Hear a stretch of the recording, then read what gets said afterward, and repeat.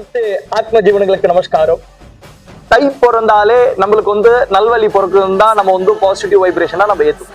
இப்போ இந்த தை பொங்கல்ல நம்ம என்னென்ன பண்ணணும்னு கேட்டேன்னா, தை பொங்கல்னாலே நம்ம பொதுவாகவே எந்த தெய்வத்தை வழிபடணுன்றது யாருக்கும் தெரிய மாட்டேங்குது.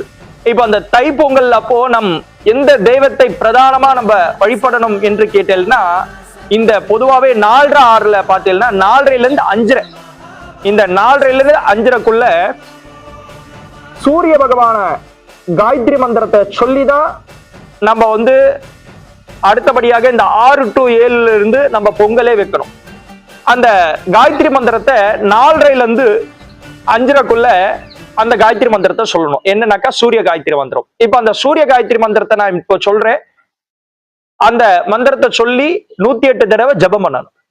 அந்த சூரிய பகவானோட காயத்ரி மந்திரம் சொல்றேன். ஓம் நமோ அஸ்வத்வஜாய வித்மஹே பாஷ அஸ்தாய தீமகி தன்னோ சூரிய பிரச்சோதயாத்.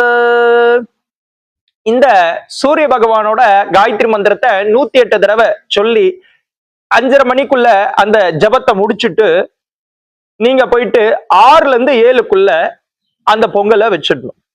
சூரிய பகவான் கரெக்டா வரும்போது அந்த பொங்கல் ஆகப்பட்டது வைக்குமாறு கேட்டுக்கொள்கிறேன். இதுதான் இதற்கான பலன். தை பொங்கல் எப்படி வழிபட வேண்டும் என்றது அந்த ஒரு முறை. ஹரிகி ஓம்.